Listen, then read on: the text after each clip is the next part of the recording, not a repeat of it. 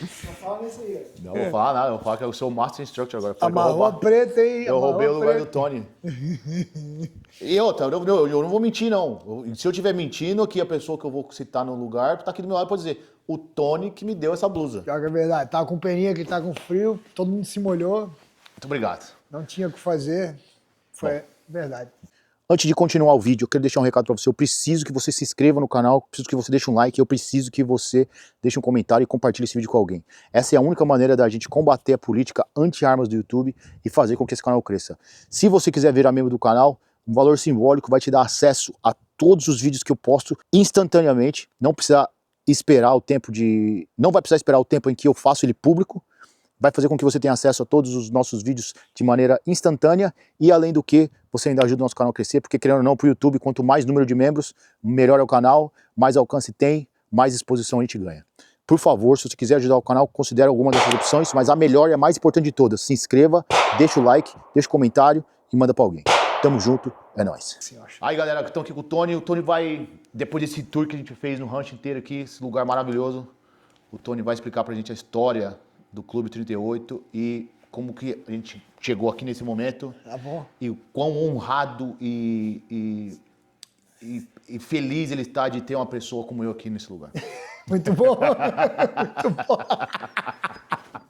Filha da puta é boa, né, cara? Eu não sei, meu irmão. Um pouco da história, então? Vamos falar da história. Como que começou, gente? Eu sei que começou com seu pai, mas conta aí uma história os pormenores. Uma tradição. Vou tentar contar de uma forma que seja dinâmica, não muito chata aí pra galera, porque é difícil contar algo que tem muitos anos, né? Você tentar ser rápido, mas sendo rápido. É uma tradição familiar muito grande. A gente conhece aí praticamente 1000 anos da história da minha família. Sério? Caralho, é um troço bastante impressionante. A sorte de conhecer uma coisa tão larga é por ser uma família tradicional de militares, pessoas ligadas às origens que vieram, né? Então, como todo brasileiro aí, a gente vem de algum lugar de fora, como todo americano vem de lugar de fora. E países colonizados por europeus, maioria europeus, africanos, obviamente, aí asiáticos, aquela coisa toda. Então, a parte da Europa muito forte, obviamente, no sul do Brasil lá. E a história do Brasil se confunde com a história da minha família ali. A gente tem ligação direta com a minha descendência com a família de Caxias, Duque de Caxias. E isso sempre, obviamente, as armas, as liberdades e as armas. Ironicamente, o Brasil, quando foi um império, era muito mais livre do que o Brasil república, mas muito mais. O Brasil no império tinha a segunda emenda.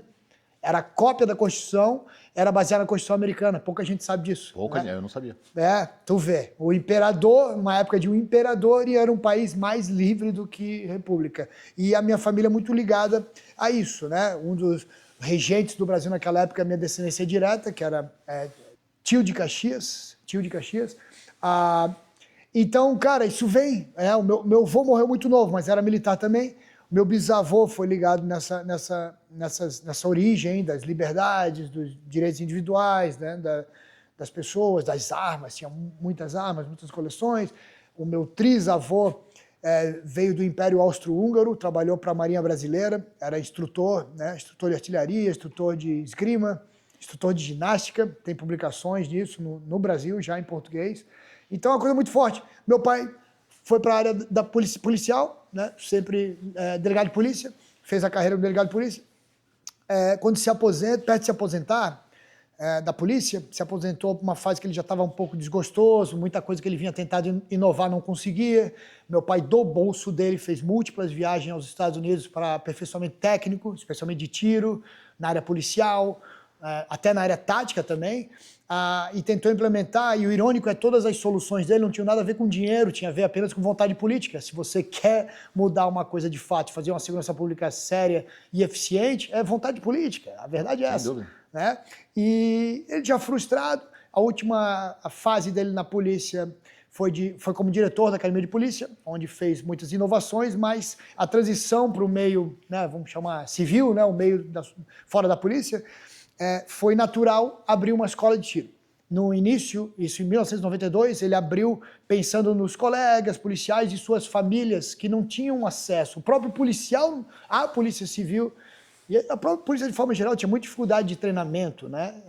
Muita dificuldade. Acredito que até hoje tem, E o meu pai, cara, um cara, porra, ele um coração gigantesco, e um pouco ele podia fazer isso porque ele tinha o salário, ele estava aposentado, né? Então, o que ele quer fazer com o salário dele, ele que decide. O meu pai, um altruísmo absurdo, fez o 38 para ajudar. Nunca foi um negócio, nunca foi um business.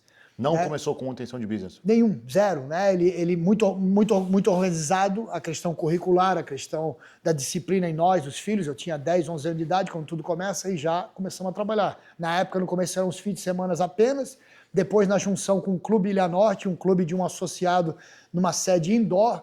Isso era na ilha, chama Ilha de Santa Catarina, mas para todo mundo entender, na ilha de Florianópolis, né? Em Florianópolis. E aí, cara, a coisa fica mais profissional, por causa esse sócio que entra, esse amigo, parceiro no business, a gente ficou bem mais profissional. Eu atuei diretamente com ele por muitos anos, junto.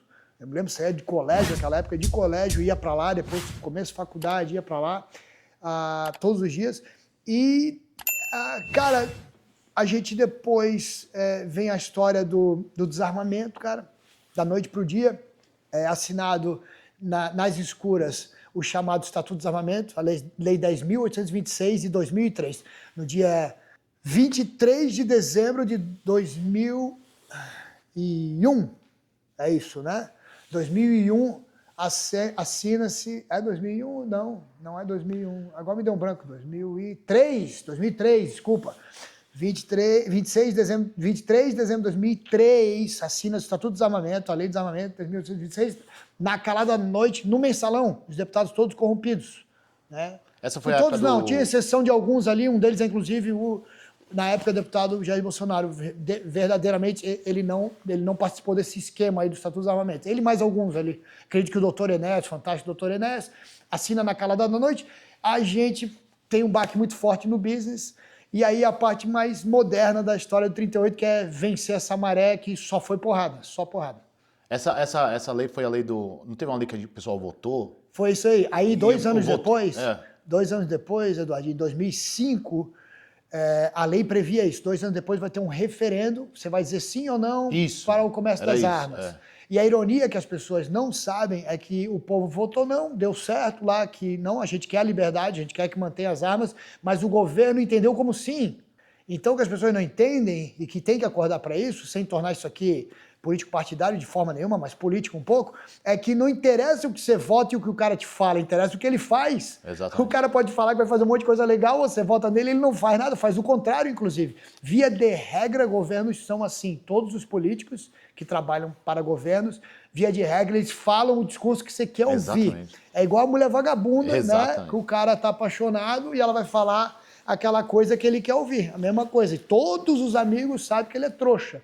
É assim que a gente olha para esses fãs de políticos, Exatamente. Né? Exatamente. Uma das maiores alegrias que eu tive quando a gente começou a conversar foi que a gente tem a mesma ideia, politicamente falando, que essa opinião minha não é a opinião do Du, não é a opinião do 38, mas para mim, político nenhum presta e eu quero que vocês vão todos se fuder. Não, concordo. Mas, concordo. Concordo com a história. A linha, o 38, a gente tem uma moeda, uma challenge coin, vamos ver aí, quem sabe tem um cara maneiro, daqui a pouco aí, parece até que eventualmente pode, se continuar assim, vamos ver, né?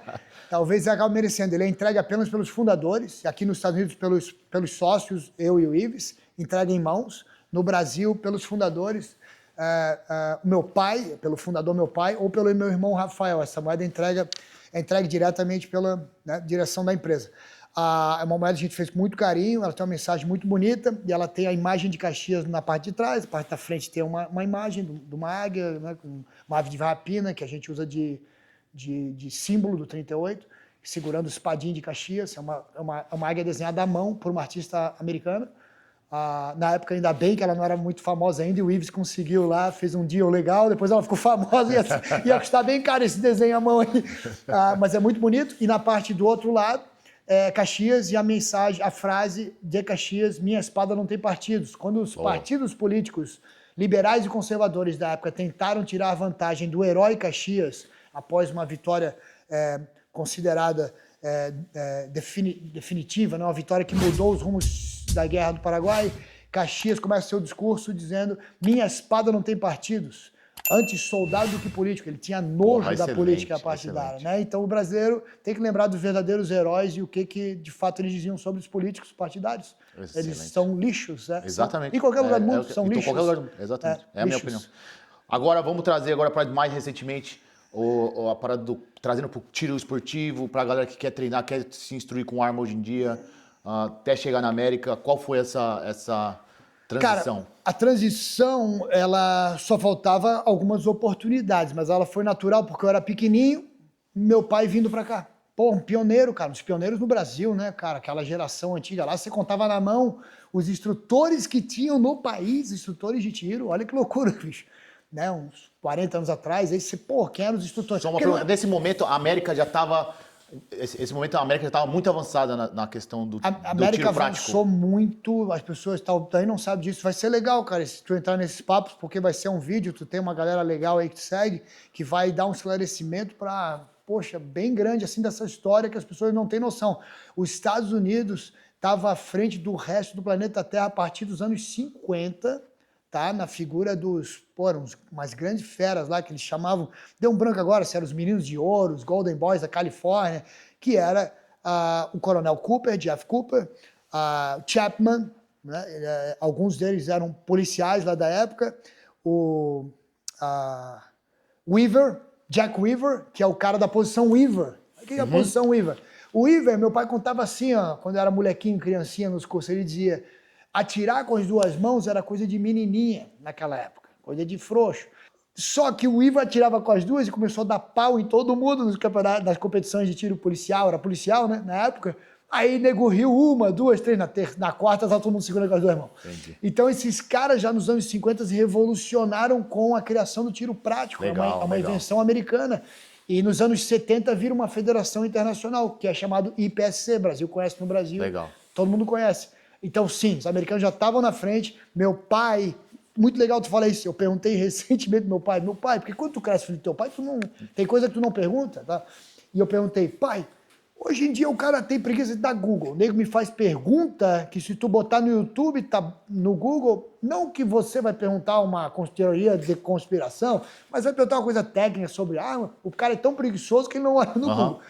Como é que tu naquela época tinha acesso às técnicas, ao Jeff Cooper? Pai, tu fala desse cara desde que eu não existo, né? Como? Meu pai, os almanacs, que já era um hábito do familiar e que os antigos faziam. Teu avô, o pessoal fazia.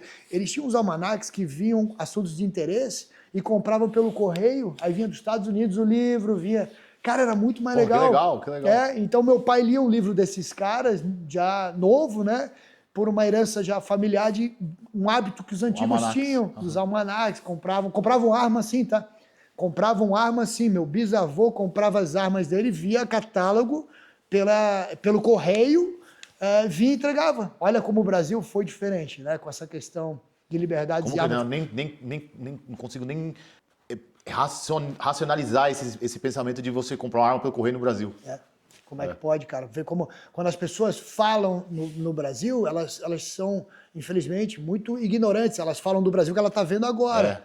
Mas se você for ver um tempo... Então, qualquer coisa que um governo te dá, qualquer migalha que ele te dá, parece uma pérola, uma joia. É um diamante. Porque você, imbecil, não sabe que você era dono de uma mina 10, 20, 30 anos atrás. Que tomaram de você. Que tomaram de você. Devolvendo para você. Estão devolvendo a pedrinha, uma pepitinha minúscula, para tu fazer um anelzinho humilde. Né? E o cara roubou tua mina. Essa é a história das liberdades do Brasil. Então é isso, cara. Meu pai vinha pra cá porque era muito ligado. Né? Os americanos. Seu pai foi um dos pioneiros no tiro prático? Meu pai foi pioneiro, com a geração lá muito de feras, né? Um ainda atira, né? O Mauro Thompson, ele é do time Glock Brasil. É um coroa, gente finíssima. Tá até lá no 38 Brasil agora, enquanto a gente conversa. Estão lá fazendo um evento bem legal lá. Glock Day. Teve os pioneiros, cara. Vários aí estão vivos ainda. Porque o tiro prático é muito novo. O tiro prático fundou-se oficialmente em 1976, o IPSC. Então, digamos que no Brasil, chegou ali anos 80, né? E no Brasil tinha atiradores bons. Tinha atiradores, diga-se passagem, a primeira medalha olímpica de ouro do Brasil é do tiro, né? Guilherme Paraense, o atirador militar na época, tirando com arma emprestada, foi medalha de ouro. Arma emprestada. Arma emprestada. As armas dele extraviaram durante a viagem. Ah, sim, tá. E ele acabou tendo que pegar a arma emprestada dos americanos. É uma piada, né? Que os americanos foi a primeira e última vez que emprestaram arma para o brasileiro. Então, nos anos 80, o tiro prático começa a difundir por esses caras aí que estavam realmente tentando trazer essa disciplina nova muito dinâmica, porque o tiro era olímpico, tiro parado. Sim, eu vi a modalidade. É aquelas modalidades que é legais, mas putz, não tem dinamismo, Sim. né? E qual o estado qual a situação hoje em dia do tiro prático no Brasil? O que você acha? Cara, o tiro prático no Brasil, outra coisa que o dono da mina, que hoje recebe uma micropepita, não sabe. O tiro prático no Brasil, eu participei de prova quando moleque, Eduardinho, eu tinha... Pô, vamos lá, cara, eu tinha 12 anos, 11, 12, 13, 14, eu participava de prova com centenas de inscritos. Existia prova que, bicho, se eu te falar da prova hoje, ela faz inveja numa prova de premium de tiro de hoje, nos Estados Unidos, nível padrão americano. Naquela época a gente tinha lá provas incríveis, cara, o time de ROs, né, de ROs, de juiz, todo mundo... Cara, eu me lembro, era tudo rádio, o lance da reset do stage, era as obres e tal, era feito por recrutas dos batalhões do exército. Eles iam lá, os recrutas, catar estojos, os caras te entregavam num saquinho. Cara, era uma coisa, era um verdadeiro sentimento de comunidade. As pessoas estavam juntos naquela organização. Então eu peguei essa fase, cara. Depois as dificuldades ficaram tão absurdas, que começaram absurdas mesmo em 97, com uma lei de Fernando Henrique Cardoso, 9437. Começou a ficar tão difícil, cara, e a gente é do jiu-jitsu era pegar o kimono e vambora. Aí, meu irmão, eu abandonei o tiro muito novo. Eu abandonei o tiro, eu não tinha 20 anos, acho que eu tinha uns 19, assim, 18, 19.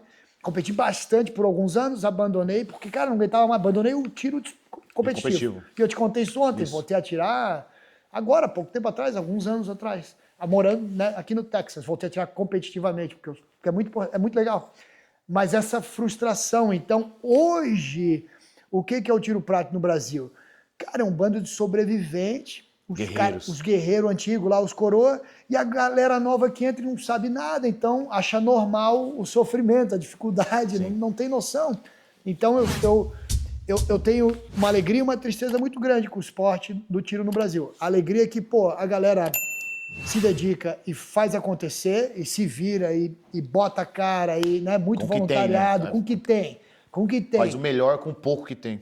Mas a tristeza é que os meus maiores inimigos, historicamente, sempre foram os, botar aspas gigante, amigos, né? Clubes de tiro, federações, meus maiores inimigos sempre foram as agremiações, os clubes, porque eles adoram as restrições, porque eles são tão burros, e eu tentei explicar isso muito, mas muito mesmo. Eles são tão burros que eles pensam que restringir obriga a ter cliente para ele. Só que o imbecil não sabe que quando se tira a restrição, você o volume é muito maior. Meu Deus, há muito mais interesse de todo mundo. Né? Como é que o cara vai ter um CR para ser atirador? É uma burocracia gigante. Ele tem que ser primeiro a atirar, ele tem que primeiro ver se gosta. Exatamente. Tem que ser fácil para entrar naquele meio.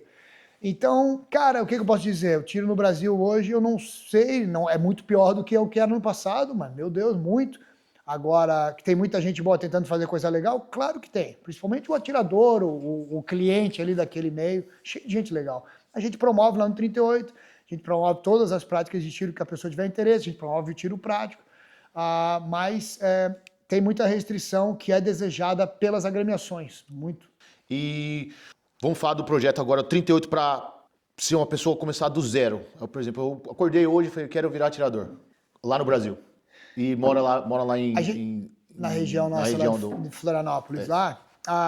Cara, não só lá, como em qualquer lugar, tá? Eu falei que o meu maior inimigo sempre foram os clubes de tiros, pela essa cabeça de ervilha deles. Mas eu não acredito que as pessoas sejam, por essência, más. Eu acredito que as pessoas são burras. E nunca fomos tão burros. Então, tá cheio de gente boa, clubes aí legais para você buscar aí na sua região.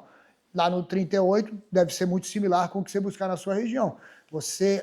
A gente criou uma coisa que não existia no Brasil, 38, que é um clube de tiro, uma escola de tiro, clube de tiro, que tem porta aberta para você bater, conhecer e ter essa experiência. Isso não existia. Isso é uma coisa... Nós somos pioneiros em algumas coisas lá no Brasil. Essa é uma. Não existia isso, porque os clubes eram fechados e caros e elitistas, e a galera não via necessidade de criar essa figura de atender o cara. Nem queriam. Os clubes de tiro nem queriam a gente fora, né? Tem que ser um cara, quase que uma, sei lá o quê, uma maçonaria da vida. Então a gente criou essa facilitador para o cara. Então, para responder a tua pergunta, cara, tu quer conhecer e dar uns tiros? Vai lá. Você vai ter instrutores qualificados disponíveis. Você não precisa fazer nenhum tipo de procedimento antes de ir atirar? Nenhum tipo de procedimento. Você vai fazer um treinamento ali de lazer. Tem alguns nomes técnicos, às vezes variam. Acho que é prática de lazer, se chama hoje, treinamento de lazer, que é um treinamento completamente legalizado, tudo dentro dos conformes, onde você vai poder conhecer esse universo. Né? Pode fazer um curso, mini curso, cursos maiores, cursos de introdução básico. Na verdade, muito parecido como a gente faz aqui no Texas, sabe? Você tem a mesma possibilidade. E aí sim, devagar, no seu tempo, que alguns é mais rápido ou menos, se o cara for um cara devoto que nem tu, que quer fazer as coisas, a gente vai encaminhar você para papelada de CR e tal. Mas o processo de venda do 38 é uma venda que o cliente que quer comprar, a gente faz assim, a gente só educa ele. Nós não empurramos a necessidade dele virar um sócio do clube. Essa é legal. A gente, na verdade, eu botei no decreto, né, que era para ter sido o original das armas lá, eu fiz garantir, junto com o nosso advogado Vitor Lonardelli, a garantia que você, para ter acesso às armas, não tinha que estar preso a nenhuma condicionante em nenhum clube. Isso ali estava garantia. Eu provei, está em papel, isso vai ficar para a história, que o 38 prefere as liberdades do que a permanência do meu próprio negócio, caso aquilo sacrificasse o meu negócio. Hoje em dia, para você ter uma arma, você precisa ser membro de um clube no Brasil? Para você ter uma arma, cara, eu vou te dizer que praticamente, tu até me pegou agora, eu não consigo ver outro jeito. Se ele ia comprar pelo Sinarme, que eles falam que é a Polícia Federal, a Polícia Federal não autoriza nada, é uma novela. Entendi. Tem um jeito no papel, mas que na prática quase não existe. No papel, o Brasil é republiqueta de bandidos. Né? Não as pessoas são boas, bandidos que controlam essa republiqueta. No papel pode tudo. Mas na verdade, a polícia brasileira ficou décadas presa no monopólio de arma. Mas a Polícia Federal tinha armas importadas, Glock, HK, etc. Aí tem inúmeros motivos que prefiro não reservar nesse momento aqui para não encher o saco da galera. Não é porque eu tenho medo de falar, não. Né? Quem fala a verdade nunca terá medo. Mas no papel pode tudo. A própria lei do desarmamento é uma lei muito aberta.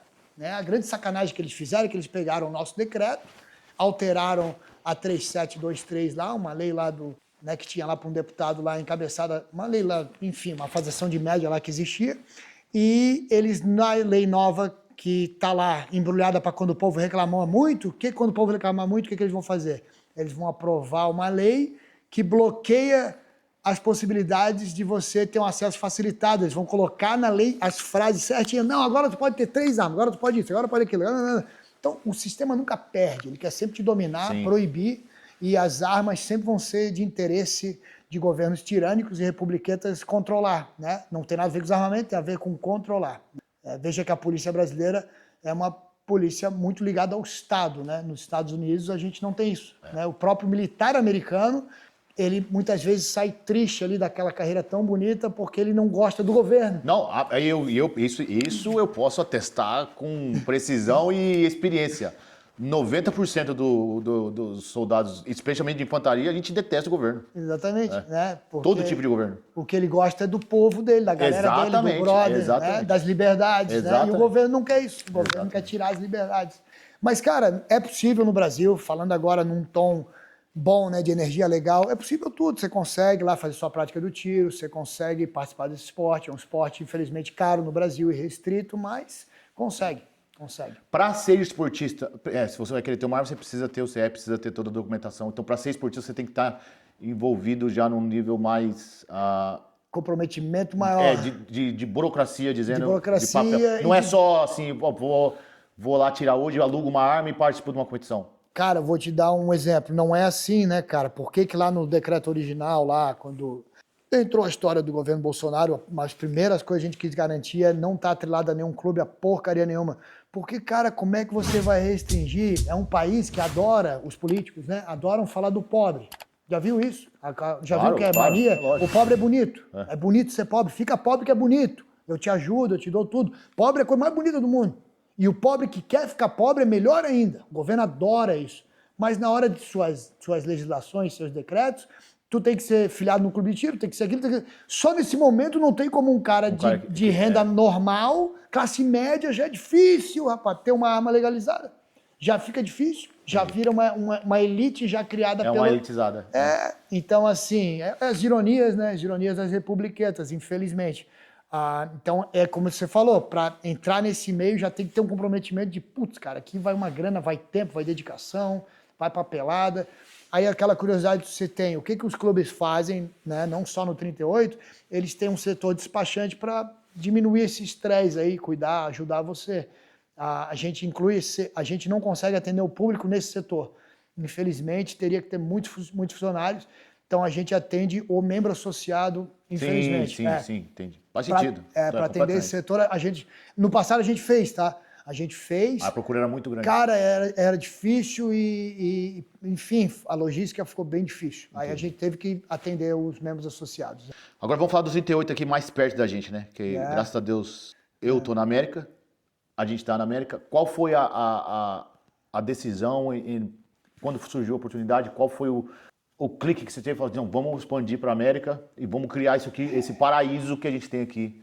Cara, a gente tem uma história parecida que é a do jiu-jitsu. O jiu-jitsu te dá uma coisa assim, eu vou te dizer, bicho, tu vai fazer alguma coisa certa na vida, pega a faixa preta de jiu-jitsu, né? Porque a partir dali, meu amigo, tu vai estar a idade que for e tu vai ter algum emprego em algum lugar desse mundo, né? E ninguém vai tirar isso de ti. E se não tiver emprego nenhum, tu vai ter uma habilidade com o teu corpo, teu cérebro, tuas mãos, que ninguém vai tirar nunca. Nunca. Pode botar o que for, né? Então a gente teve essa sorte aí, ou essa dedicação, e eu desde muito novinho tive muitas experiências no exterior, e a maior parte delas nos Estados Unidos com o jiu-jitsu. Quando eu estava numa fase mais adulta, eu acho que eu tinha lá uns 30 anos, assim, 28 para 30, eu estava determinado a estar nos Estados Unidos definitivamente. E quando eu estava com 30 e pouquinho, era, puta, agora não só o jiu-jitsu, mas com o tiro. E eu vou dar reconhecimento a esse cara, brother. Quando eu tinha... A gente estava na Tailândia na época, eu tinha 26 anos. Eu conheci um cara e treinei ele por umas 2 lutas, ajudei a treinar ele. O Alan Belcher, virou um grande lutador aí, campeão mundial até de bare knuckle, lutador do UFC na época. E a gente ficou muito amigo. E o Ives, acho que não sabe dessa história, Ives. O Alan, eu tenho até hoje lá, tá lá no 38, que é coisa para trazer para cá para os Estados Unidos. Uma fotinho dele, autografada do UFC, e Shooting Range, ele escreveu, Let's do it together. E ele botou Let's do it together porque tinha uma parada engraçada do BJ Penn dizendo que queria lutar, não me lembro com quem, não lembra dessa entrevista? Let's do it together, let's do it. E era uma parada engraçada pra cacete do BJ Penn, e ele botou Let's do it together. Daí ele botou BFF Alan. Cara, bem bonitinho assim, o casca grossa do caralho. Então o que o Alan me botava pilha naquela época? De eu ir pro Mississippi, morar com ele, que ele tinha uma terra lá, uma coisa, e fazer tudo, fazer o fighting camp, o shooting range, botou uma pilha, cara. Então essa coisa ficou na minha cabeça, né?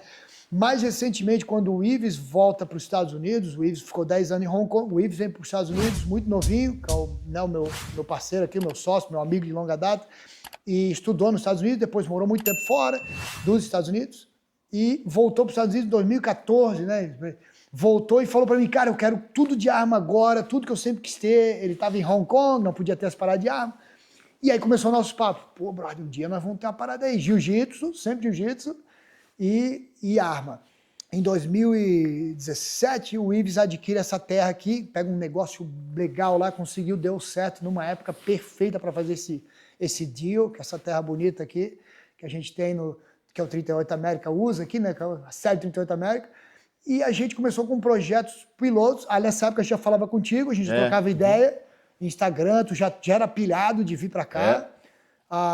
Na época não deu certo na tua correria, tu era militar da ativa, etc. Mas já os projetos pilotos com brasileiros, que um era chamado Texas Tour e outro especialização para instrutores de armamento de tiro, que é o LEAD. E começamos a ter esse projeto bastante acontecendo aqui e a gente oficializou cara, assim, de uma forma grounds, assim, aberto ao, entre aspas, vamos dizer, público, né? Cara, não tem muito tempo não, 1 ano e meio, né? 1 ano e meio que a gente abriu assim, não, agora beleza, vamos tratar com o público americano. Então a decisão, resposta gigante, te enchi o saco. Imagina.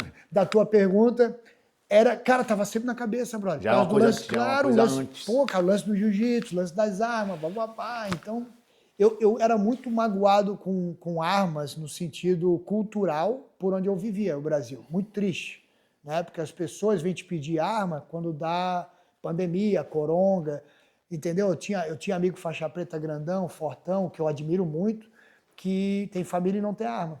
Eu cresci numa cultura, não preciso te dizer, né? Conheço tanto a história da minha família que um homem adulto sem arma, ele é uma galinha, uma criança. O que tu é? Vai proteger quem? Né? Completamente. E se tu tem uma família, tu é um irresponsável, um moleque.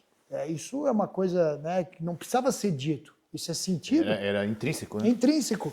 Então, poxa, cara, essa cultura do brasileiro não é o político. Não tem nada a ver, eu quero que o político se foda. Eu quero que o político se foda aqui. Né? O espírito americano, texano, onde tu tá, North Carolina, South Carolina, toda essa galera, a gente é muito que se foda político. Agora, o teu povo, o teu vizinho, e tu quer que ele seja um cara que, porra, vai te back up. Lógico. Se tu tá num lugar e a tua mulher tá sozinha ali, Exatamente. porra. Não um bunda mole que vai esperar ligar pra polícia, né? Quem muda pro Texas, inclusive, a gente tem um amigo muito querido que era polícia na Califórnia e veio pra cá. Quem muda pro Texas fica chocado como o nego caga pra polícia aqui. Né? Não no sentido desrespeitoso, pelo contrário. Sim. Admira o policial, acha, porra, bonito, viatura, uniforme, admira. Mas caga no sentido, cara, eu não preciso. Não preciso, não conto com você. Admira a bravura, a valentia, aquela profissão difícil, talvez a mais difícil que tem no mundo, ser polícia, mas eu não conto contigo, eu não... E às vezes eu penso, às vezes eu vejo isso também até numa questão geográfica. Lá na Carolina do Norte, por exemplo, tem lugares que a gente viaja, inclusive indo para o range, é a parte mais, digamos assim, interior do estado, é geograficamente impossível da polícia poder fazer uma prevenção ali naquele lugar. Não tem como. Se alguém invadir uma casa no meio do nada, se o cara ali não tiver uma arma para se defender, ele tá à mercê dos seus invasores Quando o desarmamento foi empurrado goela abaixo no Brasil, né, esse mais moderno que já faz tempo, né? Pô, estamos falando em quase 30 anos aí dessa política forte mesmo. Meu pai sempre falava isso, os caras que legislam com segurança, pensando que todo mundo mora do lado de uma delegacia. Exatamente.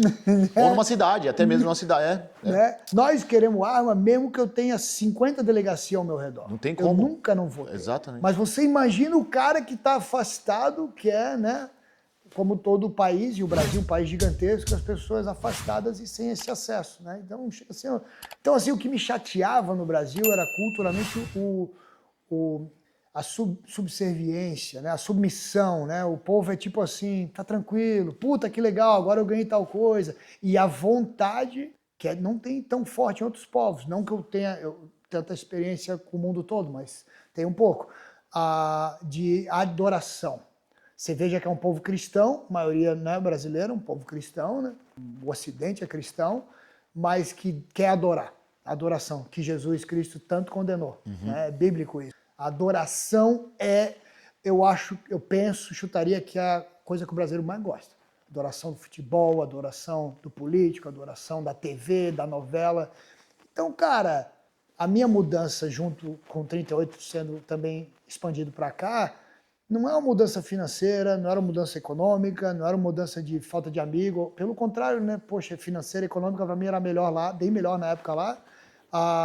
Sem dúvida, isso aqui é um business que vocês começaram do zero. Isso aqui, do zero, todo mundo sabe, especialmente, eu também posso atestar que no começo de qualquer business, o retorno financeiro é negativo.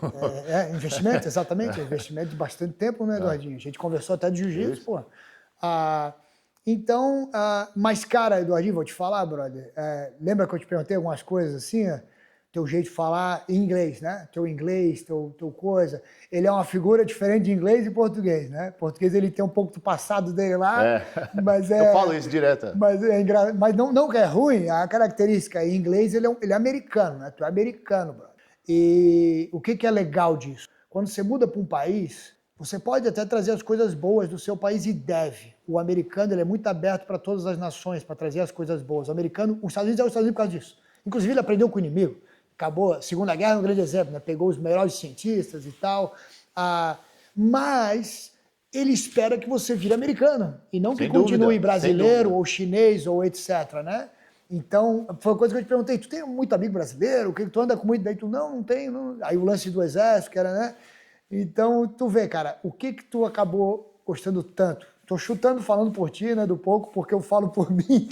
Porque, cara, tem um povo, é um jeito de ser, de ver as coisas que se adequa mais ao que a gente sempre foi.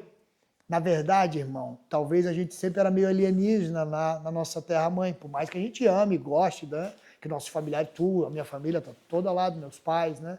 Meus irmãos. Mas essa questão de se sentir mais daquele povo. E se eu não fosse, eu me adaptaria, porque por respeito aonde eu decidi vir. Sim, entendi. Né? Então, pô, Faz sentido. Texas é Texas, tem um jeito de ser, né, cara? Acho que a pior é se a gente for trazer isso para um macro, para uma visualização macro, é a mesma coisa que eu chegar na sua casa e que mandar você fazer as coisas do jeito que eu quero, do jeito que eu fazia na minha. Perfeito. Entendeu? E não é assim que funciona. Eu penso que tu tem um jeito descontraído nesse teu canal, nessa tua, né? É bem legal, tu vê que te chama a atenção das pessoas que querem se divertir e olhar por diversão, e dos caras mais técnicos e criteriosos como eu. Me considero um cara muito técnico e criterioso. Eu vou ser sincero com você, eu fiquei surpreso. Quando a gente conversou sobre o canal, eu fiquei feliz pra caralho. Porque uma das coisas que eu sempre quis no canal foi não ser o cara, tipo, o dono da verdade, ser o cara que é o instrutor pica da galáxia, faz rolamento e tira de nem o tático. Nem o tático. Eu nunca quis. Eu quis mostrar pro pessoal que uma pessoa normal com armas. Muito legal, tá ligado? Sempre foi. Eu era sargento do exército americano, legal o conteúdo do exército, mas fora disso na área civil, é uma pessoa normal. Uma pessoa normal. Não, isso aí é teu lado americano, porra. O americano, bicho, tu vai lá no, sei lá, né, operações especiais, né, aquelas coisas, qualquer uma que for, o cara olha pra ti e tem uma habilidade, agente do jiu-jitsu, ou que seja do tiro, cara, ele olha pra ti assim, cara, que maneiro. E tu fica assim, porra, o cara tá me achando maneiro, né?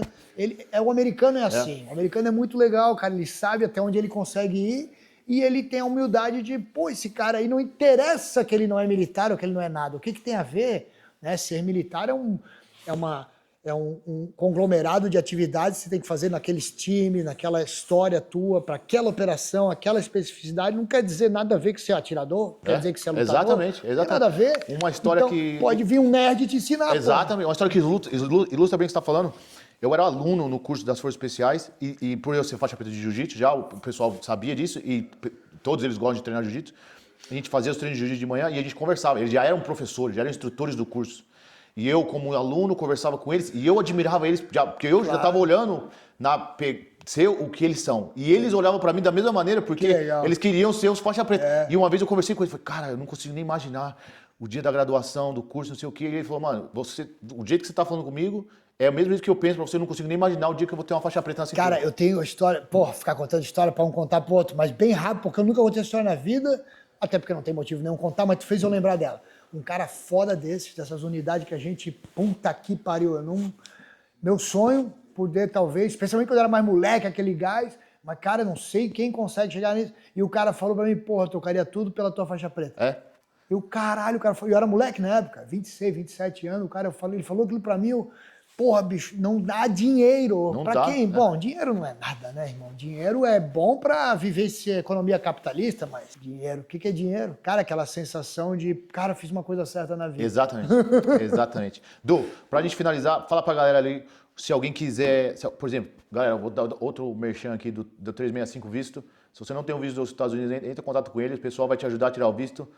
Agora imagina que tem uma galera assistindo pra vocês, já tem um visto, podem vir aqui, olha o que eles quiserem. O pessoal quer vir aqui treinar com você, ou quer te conhecer, trocar uma ideia. Qual a melhor forma de entrar em contato ou tentar conseguir alguma coisa aqui com o 38 América? A gente é aberto para brasileiros ao público, tá? Para o público local não dá ainda, porque a nossa operação é muito pequenininha, a gente não tem ainda um time para atender isso. Então, para o público local, a gente atende, como você viu, os provas de tiro, METs, cursos especiais. Especiais significa turmas especiais, mas pode ser desde o basicão até tiro de precisão. Pô, tu viu nosso equipamento, metralhadora, e a gente tem os melhores instrutores, né? O que a gente não chega no nível que você às vezes precisa, a gente traz os caras fera aí. Mas para brasileiros, cara, é só mandar um e-mail pra gente lá, dizer que vai estar visitando, quer conhecer aqui, ou que quer fazer uma atividade, de fato, um curso com a gente. Aí é no e-mail info, né, info, @38america.com, ou direto no site você consegue em contato preencher lá aquele formulário de mandar o contato pra gente, que é 38, número 38, america.com, direto no site. Esse e-mail, cara, vai direto pra gente, ou pra mim, ou pro Ives, ou pro Célio lá no Brasil, que é o nosso gerente geral, mas esse é bem direto pra gente mesmo, tá? A gente vai com carinho te atender, pode mandar em português, a gente que vai te responder, e a gente está aberto a indivíduos vindo, porque está de passeio aqui, quer conhecer, na região, a gente está na região de Dallas, 1 hora norte do aeroporto de Dallas. Ou se você, uma coisa muito legal que a gente faz, a gente chama, um dos eventos, a gente chama de Texas Tour, que é ficar uma semana com a gente, morando aqui com a gente, e fazendo clínica de tiro, pistola, rifle, AR-15, metralhadora, clínica metralhadora é uma coisa que, pô, né, no Brasil impossível, e rifle de precisão, clínica de night vision, coisa que você só vê lá na turma lá que o Eduardinho lá tava lá, exército, forças especiais, aqueles equipamentos da pesada, você tem acesso aqui para conhecer, ver como é que funciona. Então a gente pode também fazer esse atendimento a grupos especiais. Tony, eu tenho 5 amigos aqui, quero fazer essa temporada aí, como é que a gente faz, quanto custa, o que dá para fazer. Estamos abertos, cara. E, né, quem sabe aí, uma eventual até que essa relação nossa aí, que levou tanto tempo para se estreitar fisicamente, quem sabe numa relação a gente consegue desenvolver alguns trabalhos juntos também. O Eduardo vai estar atento nisso aí. Sem dúvida. Poxa, a gente quer estar junto, a gente quer estar junto. Essa é novidade aí, a gente já até dando uma adianta da novidade, a gente está pensando em fazer isso mesmo aí, porque muita galera me pede, mano. A galera me pede, não é uma, não é duas, não é 100, é milhares de pessoas que falam assim, Du, quando você vem pro Brasil para dar um curso? Quando você vai vir, enfim, dar um curso? Como que eu posso ir aí treinar com você? Como que eu faço? E eu não tenho onde trazer essas pessoas. Agora, com essa estrutura que a gente tem aqui, com certeza dá para organizar alguma coisa e eu com certeza estaria aqui prestigiando também para a galera vir, aprender com vocês e eu estar aqui como uma presença café com leite, né? Porque quem manja aqui são eles. Não, mas ó, eu quero falar disso aí, cara. Vou te cortar agora. Qual é a vantagem? A gente teve umas conversas bem maneiras aí, né? E vai ter bem mais ainda. Qual é a vantagem da amizade virtuosa? Não tem filtro. Então, às vezes, até na zoação, pegação de pé, o cara sábio que conhece a amizade virtuosa, ele entende que a pegação de pé é uma crítica que só um irmão que cuida e gosta tanto dele faria. Nenhum desses outros comuns faria. Claro. Esses outros comuns, na melhor das hipóteses, vão bater o ovo. Né? E o irmão vai falar, Eduardinho, isso aí, tu vai mandar pra mim, Du, Tony, porra, tal. E o valor que a gente dá pra isso, né? E eu te falei certas coisas, o quanto admirado eu fiquei da tua postura no teu canal, de colocar essa tua jornada, encarando o tiro prático. Tu nem sabe, irmão, vou te contar, 99% do polícia do mundo, aqui é igual. Na prova de hoje a gente acabou não, né, tendo aqueles percalços ali que realmente não veio todo mundo. Mas a gente tinha 117, eu acho, inscritos, tá? Eu não acredito que tinham 7 policiais. E os policiais que vêm aqui, quando você perguntar para eles, pô, cadê o teu colega? Hoje eu falei com o Chris, que é de um departamento parceiro nosso aqui, Garland PD, departamento lá de Dallas, e ele falou, o fulano? O fulano a gente vai cortar, cara, porque, pô, era eu, ele e o ciclano do time, que ganha patrocínio do departamento. Pra competir. Pra competir, que é um atirador bom. Aliás, desculpa, um é bom, os outros dois. E o outro não vinha, ele falou, vamos cortar. O que eu quero dizer? Eu quero dizer, o policial, cara, que deveria levar esse tipo de treino, de hobby, de esporte, como uma regra da vida, é o primeiro que corre por egos e vaidades. E todos eles aqui falam isso. Com medo eu sou policial e não atiro tão bem. E tu sabe como o gringo como o americano é. Americano é bem mais tranquilo que essa porra. Muito mais. Imagina o nosso povo vaidoso, da silicone, né, das vaidades brasileiras lá. Né, os homens lá, meu Deus, mais produzido que mulher de hoje em dia. Aquele povo, então, o que você fez é fora da curva pelo fato de você ter tido a carreira militar, aquela história. E mostrar que, pô, eu tô aprendendo. Eu tô aprendendo, cara. O que tem? Cara, grande merda militar. Eu tô aprendendo, quero ficar bom nesse negócio. E a prova de que a tua atitude é fabulosa é que eu, se você me respeita, eu tenho, talvez aí, quem sabe, até uma certa admiração, que você fica repetindo isso, de atirador, instrutor de tiro, e eu estou contestando quanto você está tirando bem. Eu te falei essa porra. Legal. Quando tu veio pra cá, eu falei, eu tava doido pra te zoar, pra ver tu melhorar. Eu não posso te zoar, tu tá tirando bem. Legal. Pô, tu acha maneiro. O pessoal, esse vídeo tá vindo depois do vídeo do campeonato, o Du realmente fez uns comentários muito legais lá. E pô, eu só fico feliz. Isso mostra que eu tô no caminho certo. E eu tento fazer uma parada no canal do YouTube. Você ficou comigo aqui esses dias. O que eu mostro na internet é o que eu sou de verdade. Eu tento fazer o máximo. É natural. Eu imagino que quando eu tô gravando vídeo, eu tô fazendo alguma coisa, eu imagino que tem um amigo meu comigo ali e eu tô conversando como se entendeu? Eu não tento fazer nada, não tento mascarar nada e fazer nada pra parecer mais do que é, porque não adianta. Se você quer ser de verdade, você tem que fazer as coisas de verdade desse jeito que é. Não se compra, né? Ser autêntico não se compra. Não se compra. Porque às vezes, o meu maior medo, e isso é uma parada que desde o começo do canal, meu maior medo era, tipo assim, passar uma imagem na câmera, aí chega alguém me conhecer na vida real e não tem nada a ver com aquilo da câmera, tá ligado? Por isso que também que eu nunca tentei ser na câmera uma pessoa muito eloquente nas palavras, porque não é assim que eu vou ser, sim, entendeu? Entendi. Legal. E, pô, eu fico feliz pra caralho de saber que você tem essa admiração por mim, porque como você falou, já tinha admiração por você muito antes. Quando eu comecei o canal, eu fui atrás de vocês, eu entrei em contato com vocês, porque já era admiração. E hoje estar aqui, poder ouvir essas palavras é sensacional. E, Du, obrigado de novo pelo convite, irmão. Nós estamos juntos demais. Galera, espero que vocês tenham gostado dessa baita entrevista aqui. Isso aqui é imensurável o valor disso. E eu espero que vocês aproveitem bastante. Entrem em contato com o pessoal da UDT. Fala da UDT, Du. Essa é uma parada boa também, legal. Tá, que a gente falando. rapidamente, para não encher muito o saco, a gente gostava tanto do carinho das pessoas que fisicamente tinham contato de aula com a gente, que a gente começou a pensar, cara, como é que a gente transmite isso para fora? E lá, antigamente, muito tempo atrás, tinha uns videozinhos, mequetrefe lá, dicas de tiro do YouTube e tal. E daquilo evoluiu na geração mais moderna para uma plataforma chamada Universidade do Tiro. universidadedotiro.com, só .com, não tem BR. Universidade do Tiro. Cara, é o que o nome está dizendo, a gente tenta fazer uma Universidade do Tiro. Lá tem artigos, tem fórum, tem vídeos sortidos, estilo a plataforma Netflix da vida, cursos completos. E o que a gente fala da Universidade do Tiro é o seguinte, assina lá, faz parte, participa, não gostou, alguma coisa, não está preso, é só não fazer o mês seguinte, só não pagar o mês seguinte, só cancelar. Mas o que a gente te pede, cara, eu vivo pedindo isso, tá? E eu sei que a gente está longe de ser bom, e ainda mais, muito longe de ser perfeito. Só te peço que, com carinho, pô, Tony, eu não quero nem pagar o próximo, eu quero mês passado devolvido o dinheiro. A gente vai te devolver. Eu só te peço ter o carinho de escrever um e-mail, né? Falar pra gente o que a gente tem que melhorar. É o que eu peço para as pessoas. E se for o contrário, se você entrar ali e gostar e achar um negócio maneiro, pô, aí eu fico feliz que atendi as suas expectativas, mas te prometo que não tá só no começo, né? Já estamos há vários anos aí de UDT, Universidade do Tiro, mas a gente vai melhorar muito. E uma parte que a gente se preocupa, Eduardo, infelizmente, né? Na nossas conversas a gente tocou isso também, é que muitas pessoas queridas e que querem ter boas amizades, mas não encontram bons papos. Né? Nos seus meios não tem bons papos. É futilidade, é fofoca, o que passou na TV, o que o político está fazendo. Né? Então, é uma coisa triste, é um atraso intelectual. É uma realidade triste, e de muitos. E a gente tenta trazer o contrário disso na UDT, através de estudos aí, até às vezes filosóficos mesmo, mas que, meu Deus... Não, eu vou além. Eu vi uma...